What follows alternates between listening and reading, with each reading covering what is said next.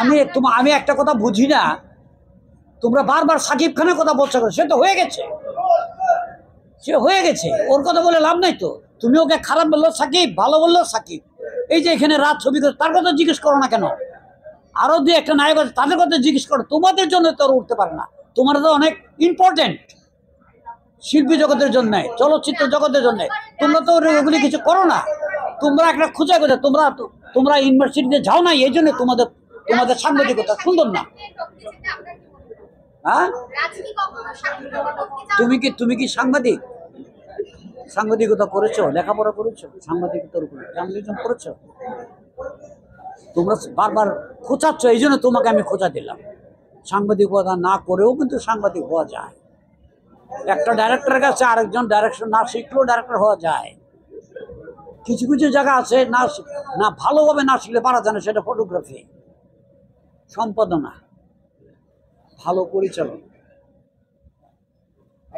আমি তোমার কইছি, আমি তো তোমরা বলি নাই না আমি করবো না। এই যা বলছি তো একটু আগে বলেছি, আমি বেশি দিন সাকিব ব্যস্ত। এখন সাকিবকে নিয়ে গেলে আমাকে এই মাসে, সামনের মাসে আমাকে 10 দিন 5 দিন দিল, আবার 6 মাস পরে গিয়ে আবার 5 দিন দিল। এইভাবে গেলে 1 বছর 1.5 বছর লেগে যাবে একটা ছবি করতে। আমি লেট করে ছবি বানাই না। সাকিব খানের যখন শিডিউল কম ছিল, ব্যস্ততা ছিল না, তখন আমি করেছি এবং খুব সুন্দর দুটো ছবি বানিয়েছিলাম। সাকিবও ছবি দেখে খুব হ্যাপি হয়েছিল।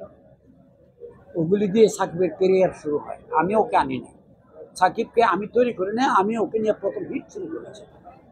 এবং আমি এই জন্য করবো না যে ওকে নিয়ে ছবিগুলো অনেক লেট হয়, কষ্ট বেড়ে যায়। মনে করো যে একটা অ্যাসিস্ট্যান্ট ডাইরেক্টর প্রতি মাসে 5,000 টাকা বেতন পায়, 3 মাসের ছবি শেষ করলে 3 5 15,000 টাকা। ওটা যদি 12 মাসে শেষ হয় তাহলে 3 12 60,000, কত 5 12 60,000 টাকা দিতে হবে। যদি 2 বছরে শেষ হয় 1,20,000 টাকা দিতে হবে, কষ্ট বেড়ে যায়। এই জন্য বেশি কষ্টে আমি সবসময় একটা বলা আছে, দেলোয়ার জান বেশি খরচ করে পড়ে না। ওদের 2 বছর 1 বছর আগে শিডিউল দিয়ে রাখছে। আমি তো বলি, আমি যখন শিডিউল নেই, আমার ছবি কিন্তু 2-3 মাসের মধ্যে আমি ছবি শেষ করি। আমি গিয়ে শাবানাকে ম্যাডামকে বলি যে আমাকে শিডিউল দেন, আমি আপনার উপরে একটা ছবি করব। কবে থেকে লাগবে আপনি আমাকে দেন, কতদিন লাগবে আমাকে 25 শিফট দেন, 25 দিন দেন। একসাথে তো পারবো না, আমি তো একসাথে দরকার নাই, কখন দিবেন আমাকে ডেটটা দিয়ে দেন, কিন্তু 3 মাসের ভিতরে আমার 25 দিন দিবেন।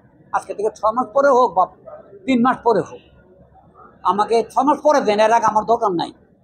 তখন ওরা ওই 2 মাসের মধ্যে আমাকে 25 দিনের শিডিউল দেয়, আমি 2 মাসের মধ্যে শেষ করি। এখানে তাই হতে পারে না, আমি করবো, আমি ওখানে করবো না, আমি করলাম যে না, ও ব্যস্ত হয়ে গেছে, ওখানে করলে সে চেষ্টা করলেও আমাকে অতি সহজে শর্ট টাইমে আমাকে শিডিউল দিতে পারবে না। খুব থাকবে কেন, ওখানে 2টা ছবি করেছি, ব্যবসা করেছি ছবি। একটা আমার নিজের প্রোডাকশন, আমি ব্যবসা করেছি বাপবেটির যুদ্ধ, রাজ্জাক ভাই আলমগীর সাহেব ছিল, সেখানে সাকিব ছিল, কপি ছিল। আমার কেন খুব থাকবে? আমি ওর উপরে খুশি, ওকে নিয়ে প্রযোজকরা ছবি বানিয়ে লাভবান হচ্ছে এবং অন্যান্য প্রযোজকরা তার কাছে দৌড়াচ্ছে। এটাই তো হওয়া উচিত। নায়ক নায়িকা ভালো না হলে মানুষ ছবি দেখবে না, ছবি দেখবে না।